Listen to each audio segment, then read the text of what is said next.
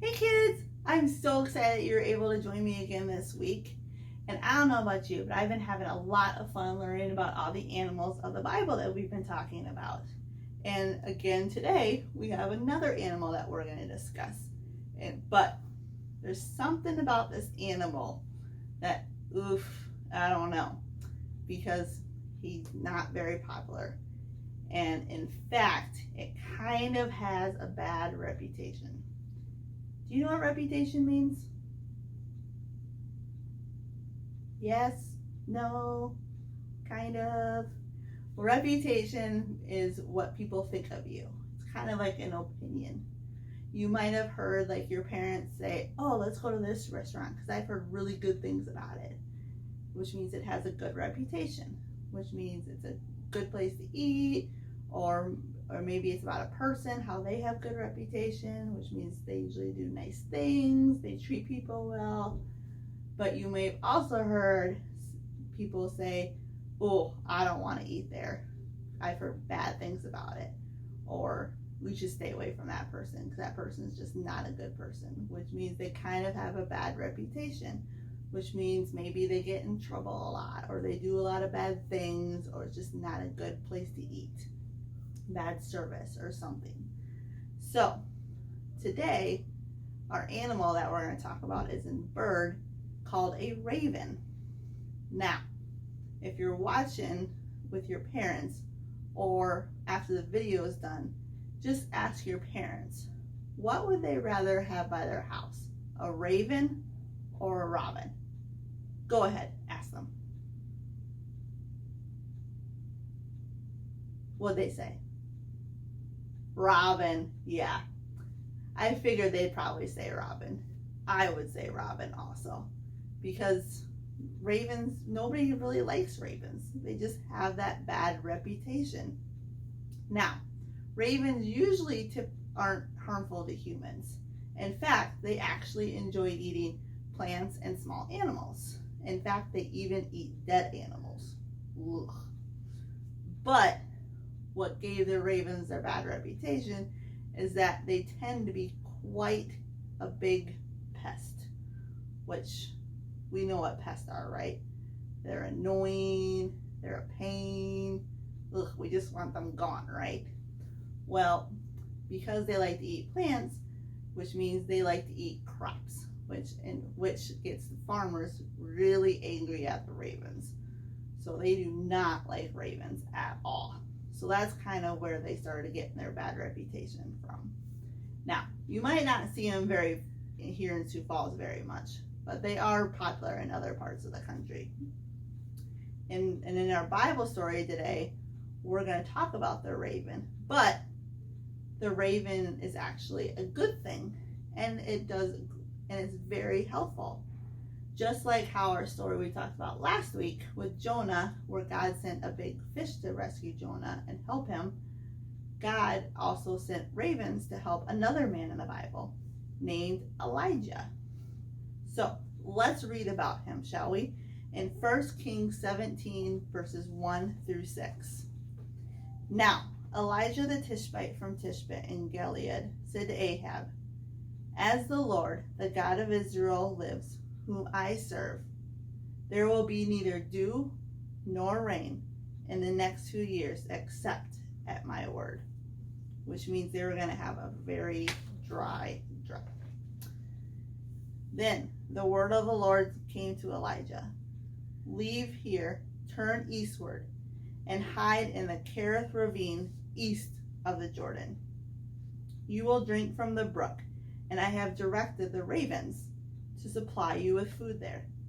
So he did what the Lord had told him. He went to Kerith ravine east of the Jordan and stayed there. The ravens brought him bread and meat in the morning, and bread and meat at night, and he drank from the brook. Now, Elijah was a great prophet, but the king at the time, whose name was Ahab, did not like Elijah at all. So Elijah was constantly running and hiding from King Ahab because Ahab wanted to get rid of all the prophets because he did not like them. And let's just say that Elijah was at the top of the king's list. So Elijah had to hide in the wilderness for his own safety. And he was all alone. There was no one with him, no one to comfort him, no one to help him. He was all alone. What? Are you saying he wasn't? You're correct. He actually was not. Because as we know, God is with us all the time. So Elijah was never alone. And God was always with him to protect him and take care of him. And he took the whole entire time he was there. And he kept him safe from King Ahab. And God even sent the ravens to give him bread and meat. And he supplied him with water with the brook, which is a stream. And we all have dark times and lonely times, don't we? But the Bible teaches us that we're never alone. God is always with us. He comforts us and provides for us, never abandoning us. We might feel at times that nobody's with us. Maybe you're hanging out at school and all the kids are ignoring you, or nobody wants to play with you at the playground, or you got in a fight and you're just like, nobody likes me, nobody wants to play with me, I'm all by myself, and maybe you just feel very lonely. But remember that God is always on our side, and He is always with us. In fact, we have reminders every day that God is with us. Just walk outside and look around.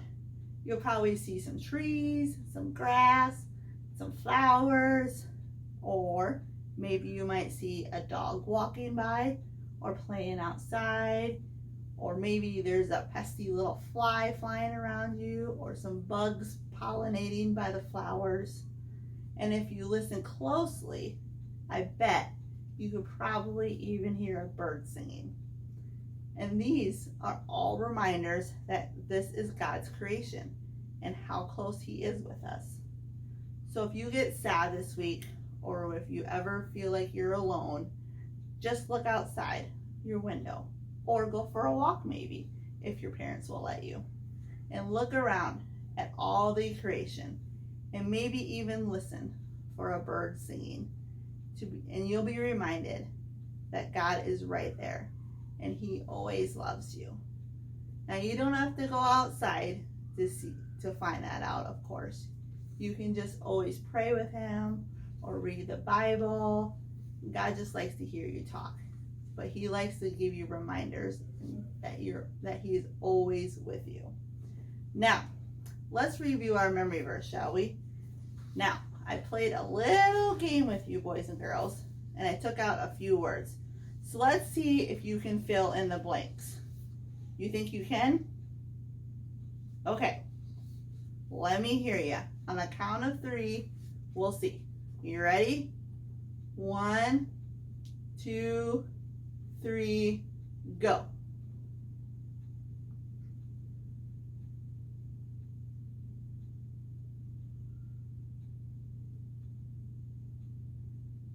Great job, boys and girls.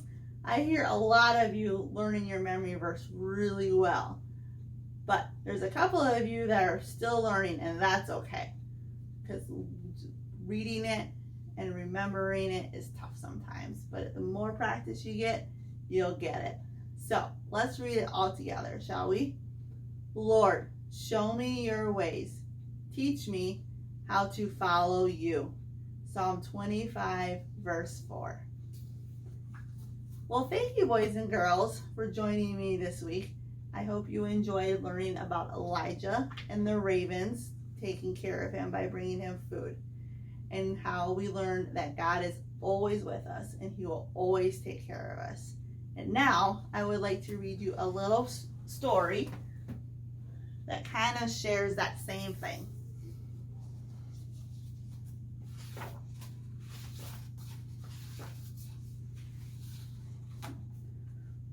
Wherever you are, wherever you go, always remember, and always know.